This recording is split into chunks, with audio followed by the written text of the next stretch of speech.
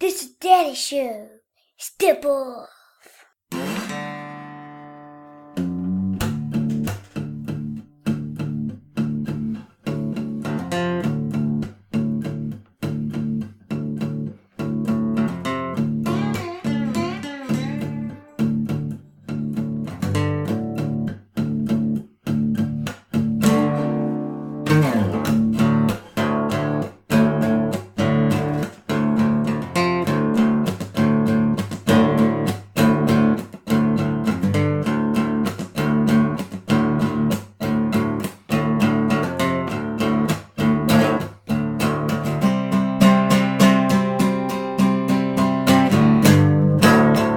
Hey, what is up? Welcome to the program. Thank you for tuning in. Ladies and gentlemen, my name is Tom Clark, and you are listening to Tom Clark's Main Event. This is episode number 11 of the podcast, and for those of you that are coming on for the first time, welcome aboard. Glad to have you. My name's Tom. How are you? I'm the dude with the beard and the headphones. You're looking right at me, like you don't know me. For those of you who have been with me from day one and who appreciate my work and send me respect and support all the time, 8 days a week, I will extend to you the customary laurel and a hearty handshake. Thank you as always for hanging in there with me. Thank you for the good word. And sometimes a critical word. I'll take whatever I can get. I'm not picky. Okay? I'm all about the debate, folks. I'm all about having fun. I'm all about the business of pro wrestling. It's kind of my thing. It's kind of what I do. A quick rundown, a very brief synopsis, I guess, if you will, of who I am. I'm a WWE featured columnist for Bleacher Report. I'm also a contributor for the Camel Clutch blog, as well as a writer for WhatCulture.com. I've got some stuff in the works right now that I can't talk about. It's hush-hush. And if I tell you, I'll have to kill you. I'm just kidding. I don't want to lose any listeners, so I'm not going to kill you. I may just, shake my fist at you or something. That's not very hurtful, right? Okay. So I got to tell you right up front before I start to lose my mind here, November and December have been fun months for yours truly because sickness has prevailed and I'm battling it as we speak. But through the miracles of modern technology and a nifty little sound program I have here, I can edit out coughing, hacking, wheezing, vomiting, fainting, heart attack, or some such other ailment. So never fear. You will not have to go through any of that. How good is it? How good for you? How nice for you? All right, folks, let's get down to this. As we said before, this is episode number 11. And this time, the main event.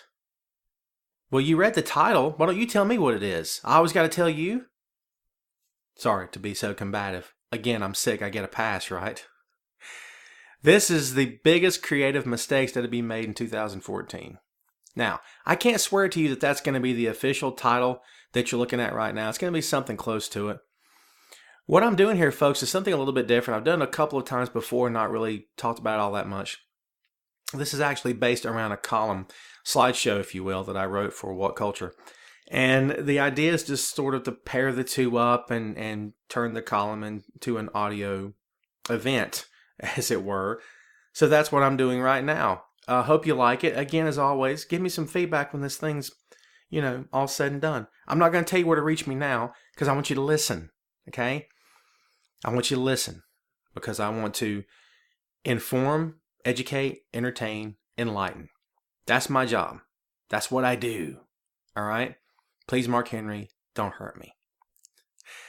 And here it is, folks. It is December, and it's the end of the year, and as always happens at the end of every year, pro wrestling fans, pro wrestling writers / analysts like myself, well, we like to take a look back.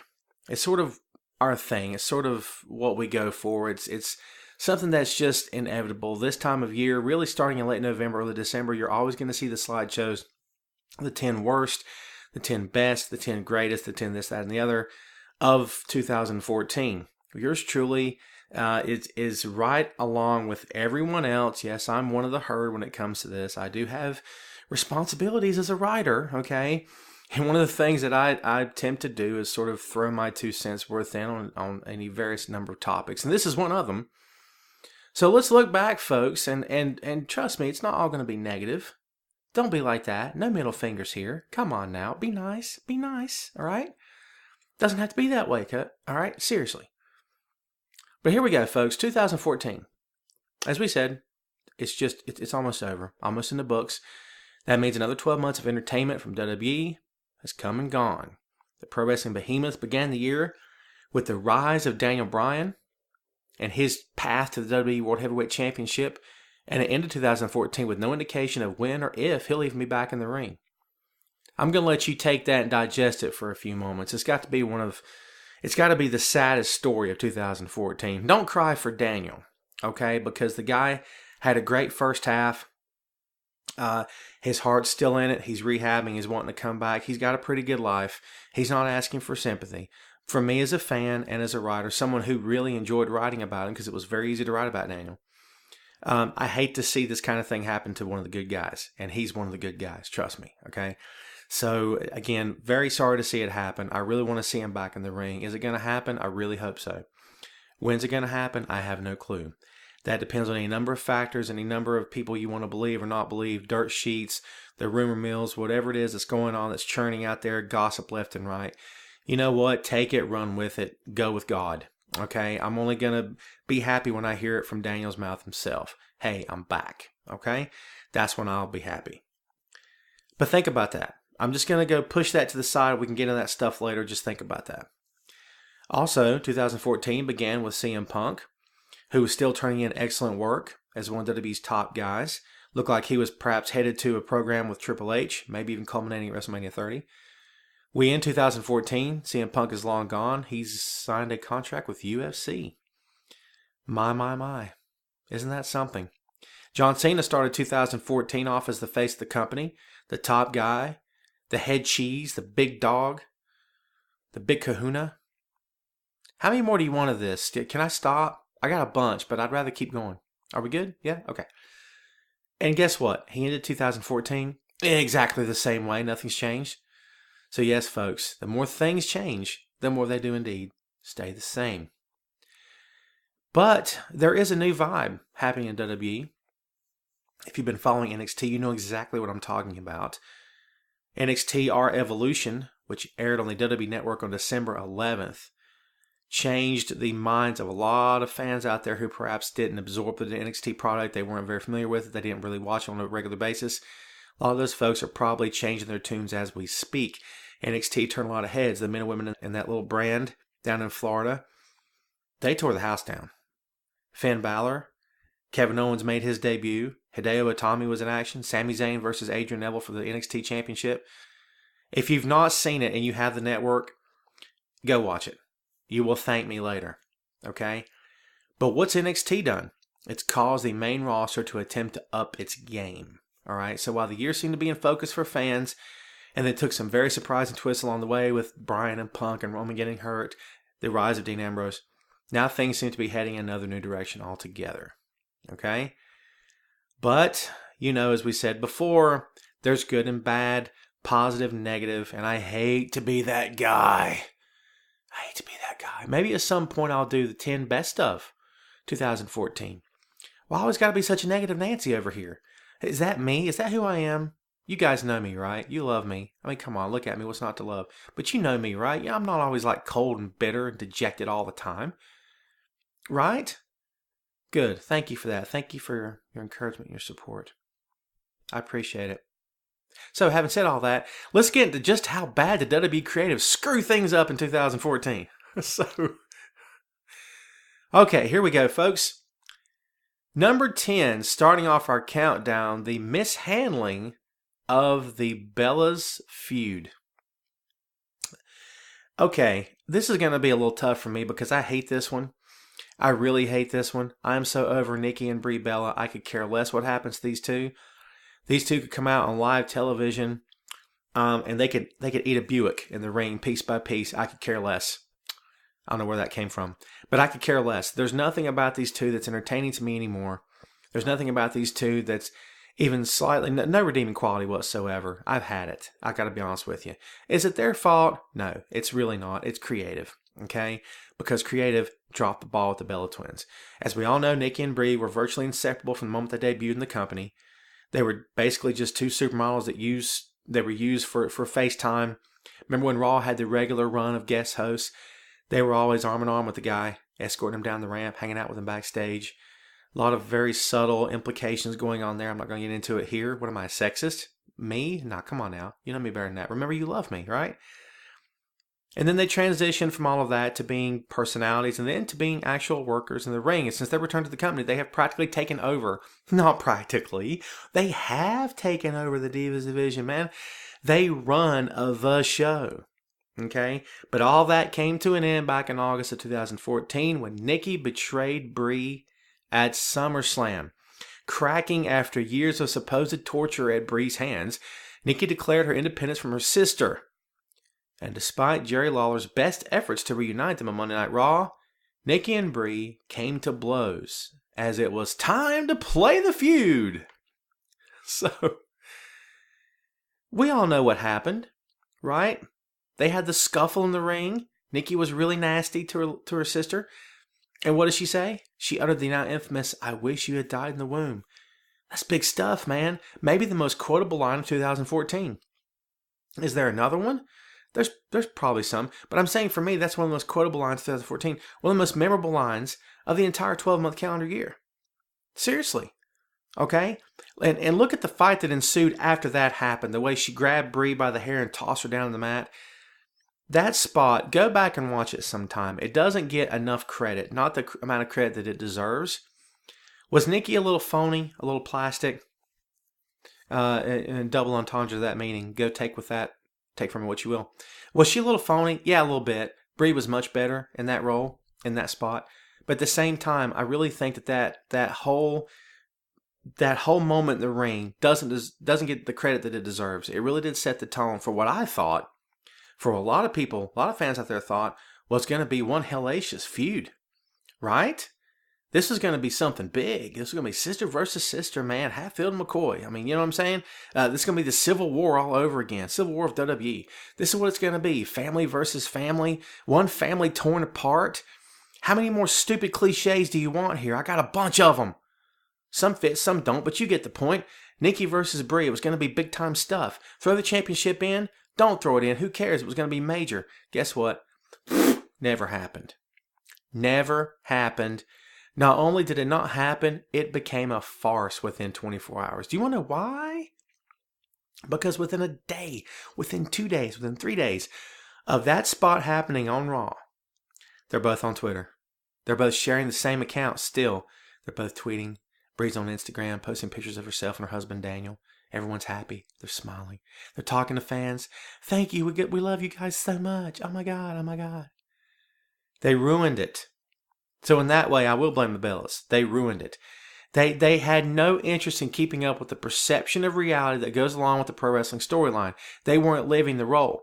They were not living the role. They did not care to live the angle whatsoever. All reality, completely destroyed. No one cared. I don't care. You don't care. No one cares anymore. It's done, well done, and over. Why? Why? Because Brie's turned heel now. Is that funny? Is that funny?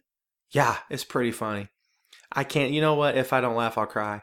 And if I don't laugh or cry, I'll put my fist through the wall or put somebody through a table. Maybe one of you. No one wants that.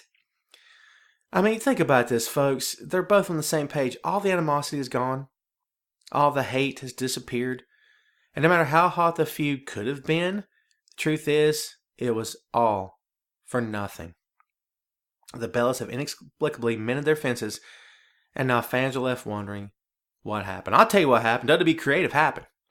All right, they didn't just drop the ball. They deflated that sucker. They've lost it. Where is it at? Who knows? I'm sorry, folks. I got a sore spot in me for the whole Bella Twin feud. Back in episode 3 of the podcast was the death of kayfabe in WWE, and they were a major hot button topic of that episode, honestly, because there was just potential, and I hate to see potential wasted. I hate it as a fan. I hate it as a writer. I really do. As someone who was in the business, I hate to see potential wasted. I really do. It's terrible. You know what I mean? And this thing, could it have been Shawn versus Brett? No, probably not. Would it have been Rick versus Dusty? No. Would they have, if given the opportunity, maybe brought the house down? I think it's entirely possible, but guess what? We'll never know now. Because we went from A to B. Just like that. Bam. Game over. No one cares. No one cares. Okay? Seriously. Bree's heel now. The only one complaining about it is me, and I'm just doing it for the sake of this podcast. After this, you don't have to think about it anymore. Guess what? I'm going to do all I can to stop thinking about it as well. Okay? Episode 3 was entitled The Death of Kayfabe in WWE. And the Bellas were covered extensively by yours truly. Because I was pretty ticked off, and I tend to vent. And I vent. When I vent, it can get, kind of mean and nasty. So I didn't call him any names. It's not that bad. Jeez, what am I, a jerk here? You know me. You love me, right? It's not like that. Stop it. All right, folks, moving on. Number 9 on the countdown, the 10 biggest mistakes that WWE Creative made in 2014. Adam Rose's career hits the wall. That's right, folks, the party animal himself. When Adam Rose debuted on WWE's main roster, he brought with him a gimmick that got him over in NXT. Cast as the easy-going party guy, Rose smiled and danced his way down the ramp on Monday Night Raw. The cheers of a crowd that was happy to have something new. It was fresh. It was different. He had his posse, his entourage around him. Bunch of party people. They loved him. He loved them. They were having a fun, peppy song. I downloaded it. It's actually a really fun song. He was fun. He was entertaining. And many were likely very anxious to see what the company would do with him. The track record for NXT stars on the main roster was very good. The Shield, the Wyatt family, Cesaro had all been successful. So why would the same not be true for Rose? Here's the issue. The problem. I hate the word problem, but it is one for sure. Rose did a lot of nothing, and he did it very, very quickly. Instead of getting a chance to shine, his star seemed to fade in practically no time. Despite having a character that very easily could have made him a featured attraction on TV, Adam Rose just fell down to nothing. It was almost as if creative had gotten him there that did not plan anything for him. Perish the thought. That's never happened before, right? Right? Am I right? Yeah, I'm not right. Happened a bunch. Rose is just the latest example in a long line of superstars that came in with a lot of spotlight, and they just shriveled up and died. Rose is still on TV. All is not lost for our hero. Adam Rose is still on TV. They're turning him heel because that's what you do when you fail and you don't know what you're doing with the character anymore. You just turn him heel because it's a fail-safe thing to do. But thanks to a dude dressed as a bunny and no direction from creative, Rose's career may still be happening, but it's on live support, and I question if it's even alive anymore. To me, it's kind of dead. At the very least, stuck in neutral. It goes back to the Bella thing. Do I even care about Adam anymore? They've not given me a reason to care about him anymore. Legit, I don't care. I mean, I like him. I like the gimmick. I still like the gimmick. I still think the gimmick had possibilities, huge possibilities. And they just, I don't know, man. He kept interrupting the wrong people. No disrespect intended to Swagger, to guys like that, but is that really what we want to do? Why not have him make a splash? Why not have him have interrupted the Authority? Would that have been huge? Interrupt Triple H and Stephanie as they're talking? It doesn't mean that Adam was going to get a title shot that night or even get destroyed by 12 guys at once for what he did. But if he had been, sweet. You see what I'm saying? Because it would have put him on the map. It would have been, he's just another one of the other guys that are going to fight the Authority. He's one of the soldiers fighting against Triple H and Stephanie. Never happened, of course, because there's only so many guys you could put in those roles, and I guess they figured that Adam couldn't do it, or they didn't want to have him do it, or whatever. But here is the thing.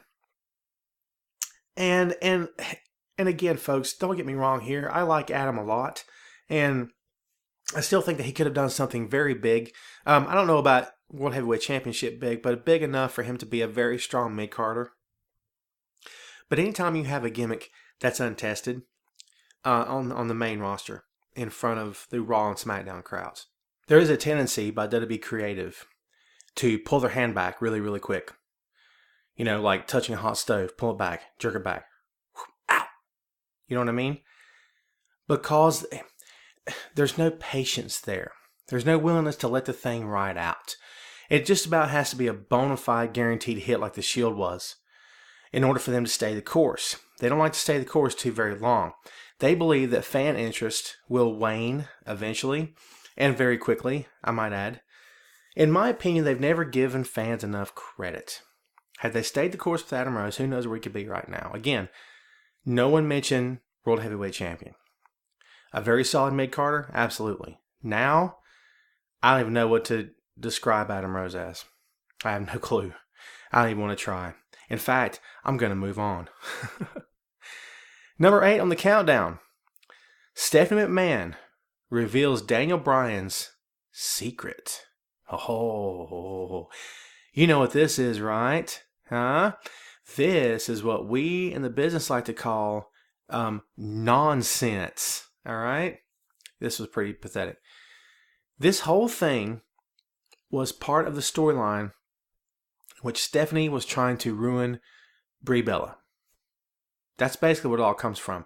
The feud between Daniel and Triple H transitioned to Stephanie and Brie. They wanted to keep the heat going, even though Daniel went on the shelf with injury. They wanted to keep things going. So they extended the feud and had issues between Brie and Stephanie. Well, let's face it, folks. The McMahon family has historically always been the top heels in the WWE. Right? It's tried and true direction, one that the company has used many times in the past. From Stone Cold to The Rock to Cena, one top guy after another has went to war with the McMahon clan. And yes, the same was true for Brie Bella. Daniel Bryan was the first, Brie was second. She had crossed paths with Stephanie, who made it her mission to not only humiliate Brie, but to destroy her in the eyes of the fans that loved her. And part of that smearing campaign occurred in August of 2014 when Stephanie brought Daniel's therapist out on Raw. I say the word therapist in quotation marks. Do people still do air quotes? Anyone? Anyone? Just me? It's sad. Maybe I'll try to bring it back. Who knows? Of course, then I'm also trying to bring back the word funky chicken, and so far it's not happened yet. So that's a dance, right? See how easily I get sidetracked? This is how much I don't care. I don't care about this particular entry. I really don't. I don't care about number 8 because it was pathetic. I don't like it. As a pro wrestling lifer, and that's me. Okay, I've been a fan since before I could walk. All right? Raised on Jim Crockett Promotions. I'm in the deep south of North Carolina. Pro wrestling country. This is still Flair country down here, all right? Flair still runs this town. Period. It's this state. It's all his, man. Always will be. I'm a Jim Crockett guy. Through and through. I was raised on real, in my estimation, pro wrestling. I never went for the circus that happened up north. I never went for the shiny, the glitz, the glamour, the ridiculous animals, the circus type atmosphere. Blah. All right? I don't care for that. I don't care for the terms soap opera. If you're a pro wrestling lifer like I am, you hate the word soap opera. And anyone that mentions the word soap opera around you, it's akin to saying the word fake about pro wrestling. Seriously. You get ticked off? Yeah. Makes you want to put somebody through a table. I feel your pain, bro. I do. But that's what this was. Here's what happened, in case you didn't know, and I'll regurgitate it for you right now to save the time to go look, because you probably don't want to go look anyway. Stephanie brings Daniel's physical therapist, I guess, out on Raw. That's how much I don't care. And she exposed an affair she had with Bryan. Ooh, naughty. The problem was, you guessed it, it was a hard sell. Why? The crowd did not care about the spot. And for many that have moved past such silly angles, like yours truly, the whole thing was just a waste of time. Fans in 2014 are not the same as they were in the 1980s. Someone should remind creative of this, okay? Moments like this, when the character that was from the outside that was not believable and did nothing to entertain and even less to further the storyline, that stuff's never going to fly. Before you say anything, Dr. Shelby, yes, he was from the outside. Yes, he was a crazy character. No, he was not very believable. But guess what? He was entertaining. That's what saved him. This was not entertaining. This wasn't even believable. This wasn't even intriguing. It wasn't serious. It was utterly ridiculous. It did nothing but perpetuate the notion that pro wrestling is a male soap opera. There's those words again. Because of that, it really had no place, despite the outlandish antics the fans had already seen from the McMahon family in years past. I'm having a hard time spending any more time on that one. I'm glad that storyline's over. I'm glad Brie's heel. I'm glad Stephanie, no offense to anyone, I'm glad she's off TV. And here's my reasoning for it. Is it because she's heel? Absolutely not. I don't go into all the let me hate the heels and stuff. I have fun watching like everyone else does, but I mean, we're smart. We know the drill, right? You cheer who you're supposed to cheer, you boo who you're supposed to boo. That's how it works. Has nothing to do with her heel character. Has to do with the fact that she's just not believable. When she shrieks and screams and smiles at me, I just don't feel it.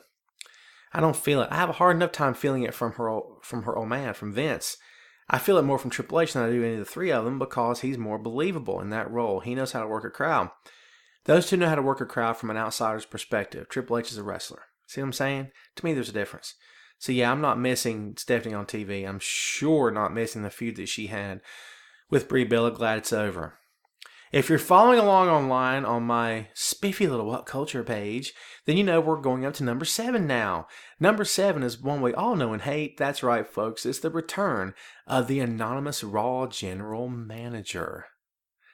Oh my God, here we go. The Raw GM, the anonymous Raw GM, is regarded by many fans as one of the most hated concepts ever seen on WWE programming. And again, like I said with Steph, not because the character was primarily heel.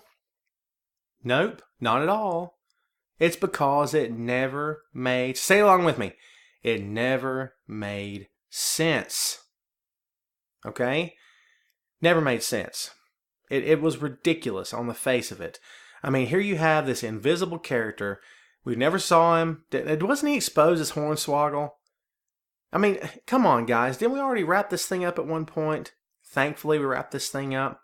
And here we are revisiting it yet again. Yes, we are. And we're happy about it, yes? No, we're not. The podium at ringside. Oh my God, the podium is back, folks. It's back. Michael Cole, can I have your attention, please? Holy crap. You know, I try to keep my podcast clean. This one makes me want to just cut loose like Richard Pryor on a Saturday night. And it's tough, you know what I mean? It's tough because as a fan, I'm not asking for much. People think I want Stone Cold versus The Rock and Rick versus Dusty every single match. That's not the case. I'm not asking for the Horseman storyline every single storyline. No, all I'm asking is for it to make sense. That's all I want. I just want something logical. This is not logical at all. It never was. It wasn't then. It isn't now. Okay? WWE brings it back this year. Fans were likely not only upset, like yours truly, they were furious. The WWE audience is forgiving to a point. It's what no one understands about us. We're forgiving to a point. And we're known for staying the course with the talent if he or she deserves it. But this is something entirely different. This angle is a proven failure. One that did not seem to entertain anyone the first time out, and there's no evidence that it will this time either. It's not going to get over. No one cares. Despite what reasons WWE has for bringing it back, the fact is that no one wanted to see it before. And they want to see it even less now. Are you listening, Vince? No one wants to see. This is what kills me. This is what kills me, folks, honestly. Because it looks like from a distance that because it's heel-oriented, that we're going to hate it. Well, they're just marking. I love that word. Are you a mark? So am I. You want to know why? Because a mark is a pro wrestling fan. Get over yourselves. Whoever you are out there trying to sound smart, please stop because you sound ridiculous. You're idiots and I hate you. All right? I'll put all of you through tables. Actually, I don't want to put you over, so forget it. I won't do it. But it's got nothing to do with the heel factor. It's got to do with the fact that it doesn't do anything to help the show. Nothing. Oh, it gets heat. To what end does it get heat? It's not helping any one physical person, so it does nothing. That's like hating the turnbuckles. Oh, we're going to hate the turnbuckles. It's an inanimate object. What's it going to do to you? Nothing? Okay, well then let's hate it. I mean, what? That makes absolutely no sense at all. And that's why we're going to move on. Aren't you happy? Number 6 on the 10 biggest mistakes WWE Creative made in 2014. Paul Heyman and Cesaro part ways. That's right, folks. The Swiss Superman, the King of Swing, was going to be the next star to be born under Paul Heyman. Throughout his pro wrestling career, Heyman has taken guys that really had no business getting over, and he got them over. Okay? Tommy Dreamer, with all due respect, was not a star until Heyman got his hands on him, then he became one. Okay? Sabu was known internationally. No one knew who he was here until Heyman got a hold of him. The Sandman couldn't work a lick, couldn't fight his way out of a paper bag. Okay? But he got over. Want to know why? Because Heyman provided the vehicle, the perfect spots, the perfect moments for Sandman to get over. He's a star maker. Did Punk have it? Yes, he did. Did Brock have potential? Yes, he did. Did anyone care about either one of them? No, they didn't. Not until Heyman got his hands on them, suddenly they're stars. I say suddenly. It's not like it was overnight. Okay, it was overnight with Brock, but I digress. Heyman had a proven track record of success with these guys. So, when Cesaro was placed with Paul, many fans, myself included, were buzzing with anticipation. Dude, this is what Cesaro needs. This is his last, the last great thing. He needs a mouthpiece. He needs mouthpiece. We thought Heyman was it. But, you knew there was a but, right? As soon as they started working together, almost as soon as they did, it was over. Cesaro never connected with the fans as others under Heyman had. And while it's easy for some folks to blame either Paul or Cesaro, the fact is WWE dropped the angle way too soon. Cesaro never got the chance to get over, and Heyman never had the chance to really help him get over. Cesaro didn't really have enough prime spots in my estimation. He didn't have enough opportunities to shine on the main stage. Didn't have enough moments, didn't have enough spotlight, didn't have enough really anything to get you to believe he was the next big thing. All he had was Heyman talking for him, which ordinarily would have been good enough, but you need more in this day and age. You need a little bit more support from creative. They got none. They got none. It's a shame. I still think it's a shame. Now Cesaro is stuck in a tag team with Tyson Kidd. No disrespect intended to Tyson Kidd. Tyson worked himself up out of nothing to being on TV now. Good for him. He's on TV. He's getting FaceTime. What's more important than that? Not much of nothing. If you don't believe that, go ask Zack Ryder. He'll tell you in a heartbeat how important TV is to lengthening your career in that company. Zack's going to be out of a job eventually. I don't wish it on him, but it's going to happen. Wanna know why? Because dude can't get on TV. Period. No disrespect.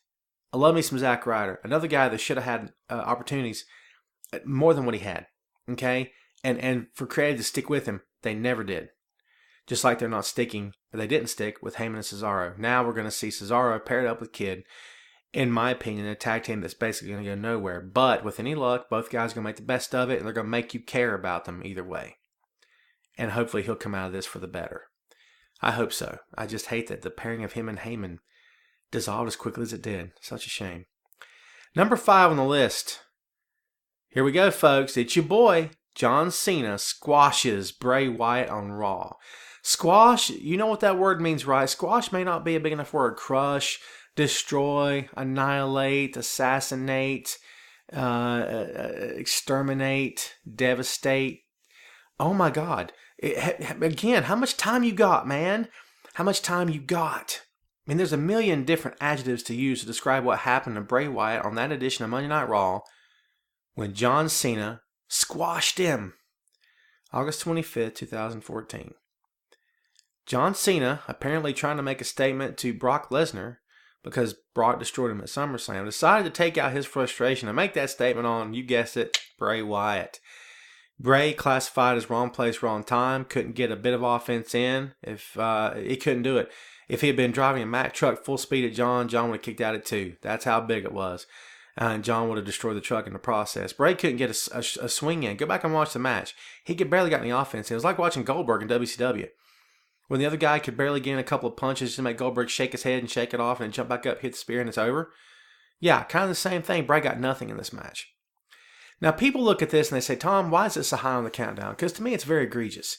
They spend a lot of time trying to get you to believe in Bray and get you to respect what he could do and his words and his mic work and maybe fear him as a character, then to just destroy him on live television. This didn't happen on tape SmackDown where the crowd reaction could have been different. The crowd voices displeasure in this match because they didn't want to see Bray get crushed. Again, got nothing to do with baby and heel. It's got to do with doing the right thing and having respect for these guys. And WWE, the company itself, showed no respect for Bray Wyatt during this match. I mean, seriously. Cena's character decided he needed to prove something to Brock Lesnar. He did it against Bray, and this is the result of it. It was shocking. It was shocking. You could hear the crowd. It was audible. They couldn't believe what was going on. I couldn't either. I was stunned. I was sitting on Twitter and tweeting about it, and you should have seen Twitter that night, man. It was incredible. All sorts of support from people who popped up saying, I don't really care for Bray, but I can't believe they're doing this to him. That kind of reaction was crazy.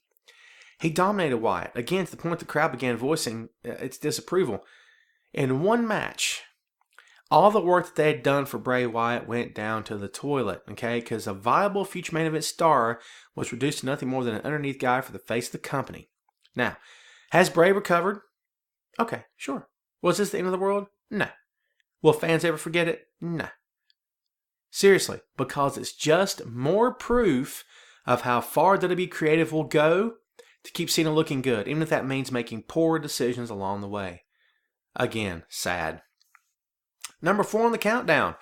Daniel Bryan's title win does not end the Authority's reign. I'm going to switch gears on you a little bit here. We're going to start off with Sting.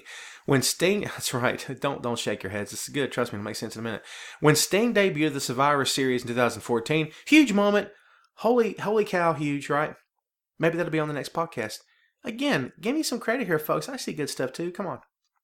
When he debuted the Survivor Series, the moment was one of relief for fans who have been anxiously awaiting his arrival. Anxiously anticipating his arrival. Couldn't wait to see the dude on TV, man. From the moment that the icon had signed with WWE, the clock had been ticking. Eventually, the Dark Avenger would finally show his face on WWE programming. And truth be told, his debut was perfect because he was basically the one that facilitated the end of the Authority. Think about this. Team Cena is given the credit for ending the Authority. Dolph's given credit for being the last man standing. He would not have gotten the pin on Seth had it not been for Sting. Okay? What Sting had not been allowed to do against the NWO and WCW had been booked for him to do in WWE. I'm going to repeat that. What Sting was not allowed to do in WCW against the NWO had been booked for him in WWE against the Authority. In the days of WCW, Sting should have been the end of the NWO. The NWO should have come crashing down, House of Cards crashing down. On the night after Sting beat Hogan at Starrcade that year for the WCW Championship, the NWO should have splintered into a million pieces. There should have been internal strife. They should have stopped trusting each other. That thing should have ended. There was enough momentum behind Sting, enough fan support. He was red, searing hot. There was enough momentum there to catapult him to utter superstardom. How the belt doesn't mean anything. It's what goes along with it. How does he do? What did he represent? He meant everything to those fans, okay? He destroyed Hogan's momentum in one night. He should have destroyed the NWO the next night. It did not happen. In fact, fast forward down the road, what's happening? Sting joins the NWO. I'll never get over that one. I'm going to have a WCW podcast at some point. We're going to cover that too. That's one of those, oh wow moments. What are they thinking? You know what I mean? I don't. So it makes me wonder sometimes if they've hired some former WCW creative to work in WWE now. I question. Sometimes. Stop it. Would you stop? I said sometimes. Seriously, come on now, get over yourself. But think about this, folks. Sting should have ended the NWO. He didn't. He did, however, end the Authority in WWE. Okay? The truth is, the Authority never should have made it to Survivor Series. When Daniel Bryan defeated first Triple H, then Randy Orton and Batista at WrestleMania 30 to become the new WWE World Heavyweight Champion, it was the biggest blow that the Authority had ever been dealt. Triple H's momentum was killed in one night, the Authority's momentum was killed in one night, and the next night on Raw, the Authority should have been destroyed. The group that did everything in its power to stop Bryan, like the NWO did everything in its power to stop Sting, that group should have been destroyed with Daniel Bryan's championship win. But it never happened. That night should have been the last nail in the coffin of the Authority. Bryan's celebration on the following Raw should have happened on the backdrop of internal strife, like we said before, with Triple H's group this time. The Authority's reign could have ended with Bryan, it could have ended with Bryan in the ring, hoisting the belts, and Triple H yelling and screaming in Orton's face, and the men get into a brawl. That's how it could have ended. But it never happened. Bryan would have been given credit. He was red hot. He would have been supernova. Okay? It would have been massive for him, his character, his career. And again, yeah, you heard me right the first 6 times actually. It never happened. Holy cow. It's funny how karma prevented Daniel Bryan from defeating the Authority, but yet karma at the same time paid Sting back for past sins created in WCW. How's that? That deep enough for you? It's good stuff, right? Thanks, I appreciate it. I write this stuff myself, I don't have any help. Solo, baby. Hey, brother, I told you before I'm sick, but I'm trying to have fun here, seriously. Pretty sure I got a fever coming on. If I lose it all over the keyboard and the microphone, no worries. I'll wipe the stuff down. You won't catch it at home. I swear to you. And if you do, don't sue me or anything. So, and it's not Ebola. Trust me. All right, folks, we're counting down. Where you been? We're counting down. We're down to number 3, baby. Number 3 on the top 10 biggest mistakes WWE Creative made in 2014. Are you ready? I'm ready. Let's do this. Batista is booked in the WrestleMania 30 main event. Again, this is one of those holy crap moments. What the heck are you thinking? That's what this is. Let's backtrack for a moment before we get too far gone here. Batista's return to Monday Night Raw began well enough, right? Remember the night he came back? The former World Heavyweight Champion came back to the cheers of the fans. Folks couldn't wait to see what he would do. Why? Because his old buddy Triple H was running the show. He was heel. He was running WWE into the ground. The Authority was in power. Randy Orton was part of the deal. Batista would have been a nice little fit, right? And remember when Batista got into the ring that night on Raw? He fell to his knees and he kissed the mat. Talk about a great moment. Very symbolic of his love for the business and the company that made him a star. He could have not done that. It didn't look rehearsed at all. It looked like he was genuinely happy to be there. Oh, and here's the but. Butts can be good. The ones I throw at you, not so much. But everything after what happened with Batista the night he came back did not go quite as well later on. WWE was not the same company that the Animal had left behind, as the days of the big polished champions like he and Triple H was essentially over. In their place was guys like CM Punk and Daniel Bryan, who broke the mold of what WWE superstars should be and changed the fans' minds in the process. Fans didn't care anymore about the big, chiseled, ripped guys like Cena. Cena's still big, but I'm saying how many guys actually look like him now as opposed to 5-10 years ago? There are some, but it's not as prevalent as it once was. You know, Daniel Bryan, Dean Ambrose, Seth Rollins, CM Punk, they're more the norm. Body type, you know, hair, beards, the whole nine. That's more of what you will see now in today's WWE. Batista, I don't believe, as a pro wrestler, as an entertainer, as a character, he wasn't ready for any of that. I don't think WWE expected what happened with him. He seemed out of touch and out of place. And it was not long before he began venting his frustrations on the fans who really didn't want him there anymore. Did you? Seriously, did you? So when he won the Royal Rumble, remember that night when Daniel didn't win? I thought that crowd was going to riot. It was huge. What a great night for Bryan. Because that may have been one of the very major indications that WWE was on to something with Daniel Bryan. They knew they were anyway, don't get me wrong. But think about this. Huge, major indication they were on to something huge with Bryan. Because that crowd was out of their minds insane. Foaming at the mouth for Bryan to be in the Royal Rumble. It never happened. They wanted it in the worst way. It never happened. Batista was an unwanted distraction in the main event, WrestleMania 30. They didn't need him. The feud was between Randy and Triple H and Daniel Bryan. If it had been a triple threat for the WWE World Heavyweight Championship at WrestleMania, that would have been huge. That would have been awesome. We didn't need Batista. No disrespect intended. I like the guy, actually. I do.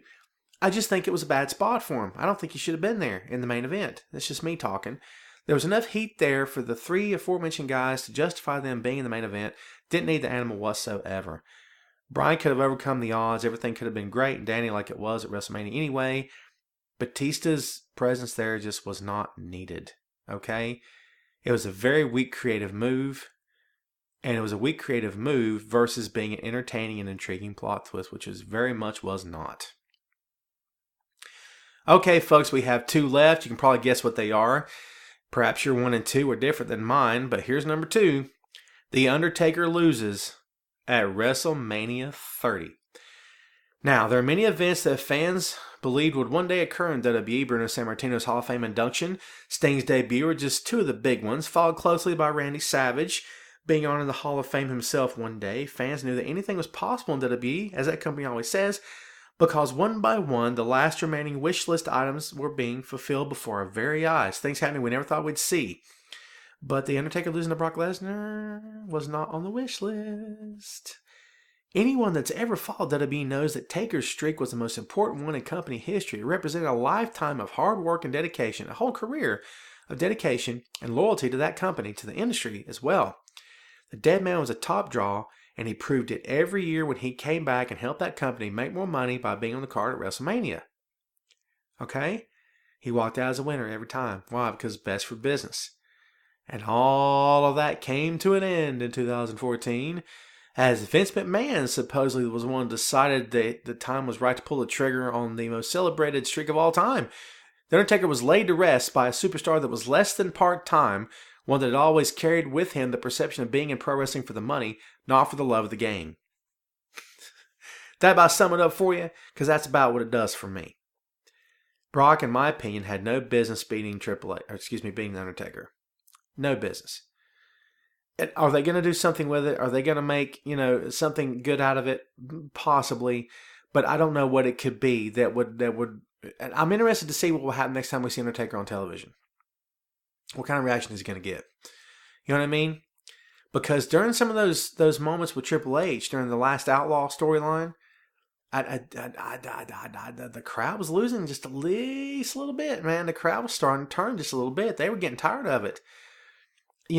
Undertaker, and unfortunately for him, as much as he's loved, as much as he's done, as respected as he is and should be for his contributions and helping keep that company afloat in the worst of times, and for doing everything he can, putting his body on the line and being a top draw for so many years, there are moments when some fans are beginning to rumble and say, "What have you done for me lately? Once a year's great.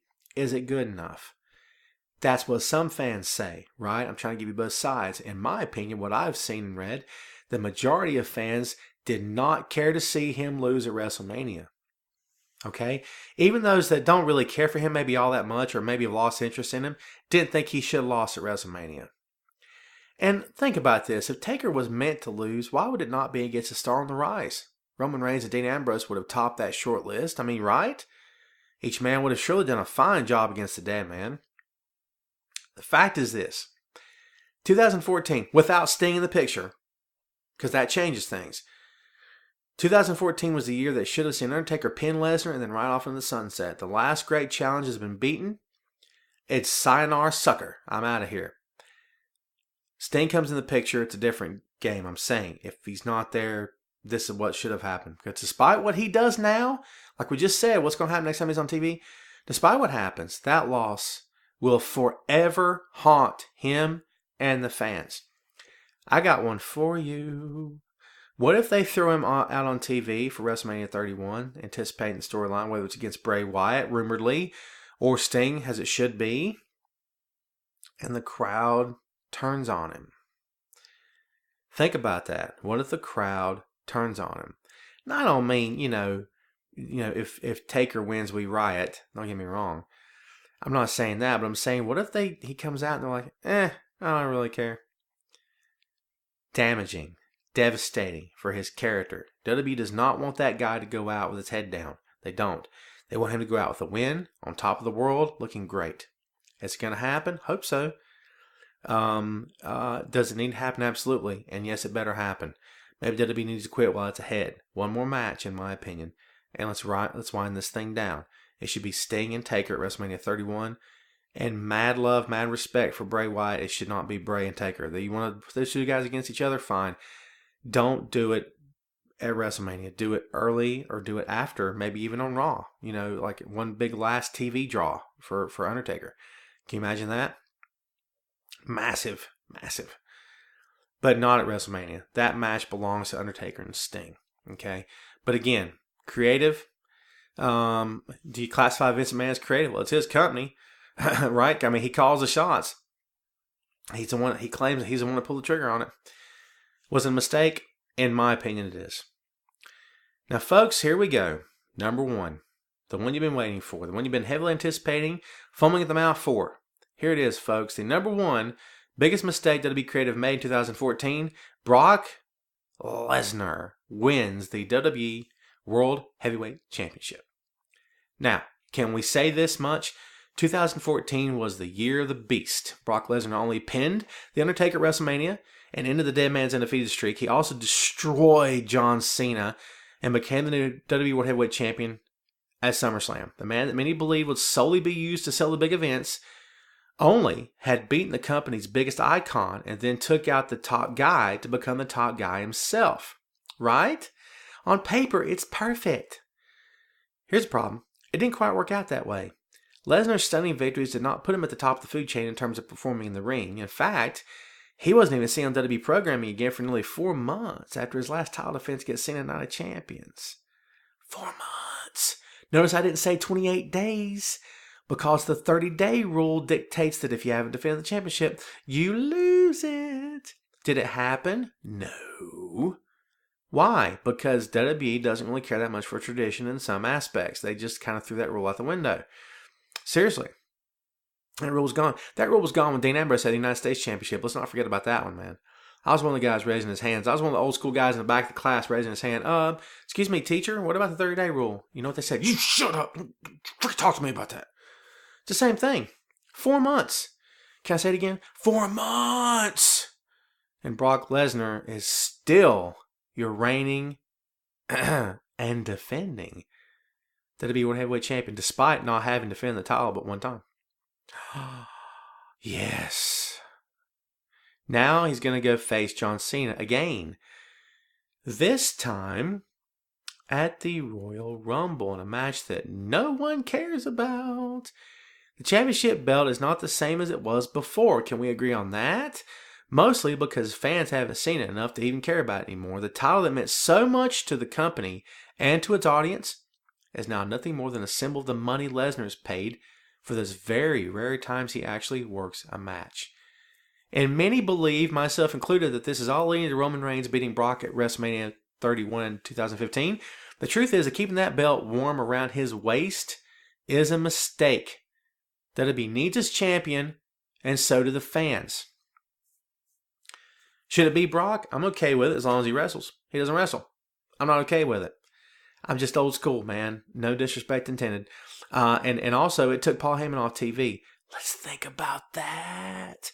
We're talking about a company that lost CM Punk, one of the best talkers in the history of the business, in my opinion. Not just that company, but the business, all right? Able to sell a match, put himself over, put the match over, put the night over. Very well done. Connects to the fans on a very, very primal level. And he's gone. Poof, gone. Who's in his place? Heyman's still there. We're good. Guess what? Brock wins the belt. Poof. Heyman's gone. Not so good. Who you got now? Ambrose does pretty well. Bray's still killing every time he opens his mouth. But that's it. No Brock Lesnar on TV means no Paul Heyman on TV, and that's bad. It's bad. It's bad for them. It's bad for the company. It's bad for the fans. They need that entertainment factor that only Paul Heyman can provide. They need to get that back. Brock needs to drop that title next year at WrestleMania 31 to Roman Reigns. That needs to be the end of that. And it should be game over for the animal. Excuse me, for the beast. It's game over for the animal. Here's a funny... I had Batista on the brink, and you tell. What if Batista comes back? Not what if, but when. When Batista does come back, could we see Batista versus Brock Lesnar? It was hinted at by Heyman once upon a time. Talked about by fans, writers like myself. Batista tried his hand at MMA. Brock was the UFC champion. There may not be enough time for it to actually happen, but a stare down would be pretty sweet, right? Nose to nose in the ring. I'd like to see how the crowd will react to something like that happen. Would they suddenly have Batista's back? That'd be interesting, right? I'd like to see that. Would I pay to see it? Good question. That's why I like you guys. You're full of great questions. You're curious. I like that. I like it a lot. Oh, folks. I don't know what's going to happen with it, but do I want to see Batista back? He did a great job in Guardians of the Galaxy. He's got a future in Hollywood. I firmly believe that. Does he have a future in WWE? I think that they could bring him back when the time is right. And I think he deserves another chance. I really do. The guy's in fantastic shape. When he's in the ring and he's firing on all cylinders, he can be entertaining. He's not CM Punk in the ring, but there's a niche there for him that I think no one else really has right now. So, we'll see what happens. But for me, in my opinion, folks, back to the countdown here, that was the number one worst, most egregious offense that WWE Creative committed in 2014 was the placing of the WWE World Heavyweight Championship belt around the muscled up waist of Brock Lesnar. Shouldn't have happened, in my opinion. Really shouldn't have happened. I still grieve it to this day. So how do we compare notes here, folks? Were you right on board with me? Did I lose you somewhere? Was I dead wrong and you were awesome? Or was I awesome and you were sorely mistaken? You tell me what happened here, folks. I'd love to know your feedback. Tell me what you think. Feel free to hit me up at TomClarkBR on yahoo.com. That's my email ID. and also on Twitter at TomClarkBR. Don't bother hitting me up on Facebook because I'm really boring there and I don't say very much. I also have Instagram, and you guessed it, it's TomClarkBR. Folks, this has been pretty fun, even though it's been pretty darn negative. But never fear, folks. I like many of the fans out there. I am one of those guys who's not going to stop watching. I like to watch as much wrestling as I possibly can. I enjoy the product. I enjoy the business. I always have, always will. I've always said I was here before WWE got big, and I'll be here after they wither away one day, if they do. Hopefully they won't. I don't want to see any company fail. I didn't want to see WCW shut down. I really didn't. I like competition. Competition is good for the business. Okay. I like WWE. I don't love it, but I like it. You know what I mean? I think when they're at their best, no one's better. I know that for a fact. Worldwide leader in sports entertainment. You better believe it, brother. No one can touch them. Okay. They're very good. When they're good, they're very good. However, when they're bad, they stink the place up. They tend to do it quite a bit sometimes. And that's what we had here with this little particular countdown. So it's in the books, folks. This closes the chapter on episode 11. And actually, this could be the very last podcast of 2014. But never fear. Tom and all of his crazy antics will be back for yet another encouraging, captivating, motivating run in 2015. That's right. I'm not ready to hang up boots just yet, folks. I'm just getting started. I'm just getting warmed up. 11 episodes in 2014. Not exactly a record, but you know what? I'm pretty happy with it. Hope you are too. Hope you've had fun. Hope you enjoyed the podcast. Again, feel free to reach out. Let's talk it up, man. I'm interested to know what you think. Let's get some conversation going. Maybe next time I'll be healthier for you. I'm going to make every effort to do that, actually. So thanks for tuning in, folks. Thank you again for everything. All the support's much appreciated. Again, the stuff I've got happening in the works. If I've not mentioned it to you, I'll mention a little bit now. As you're seeing with this podcast combo with the column, it could be something that continues in the future. I'll have some news on that coming up a little bit down the road, so please stay tuned for that. Thanks again, guys. Appreciate you stopping by and spending this hour or so of your life with me, and hope we didn't disappoint. We will see you next time on Tom Clark's Main Event.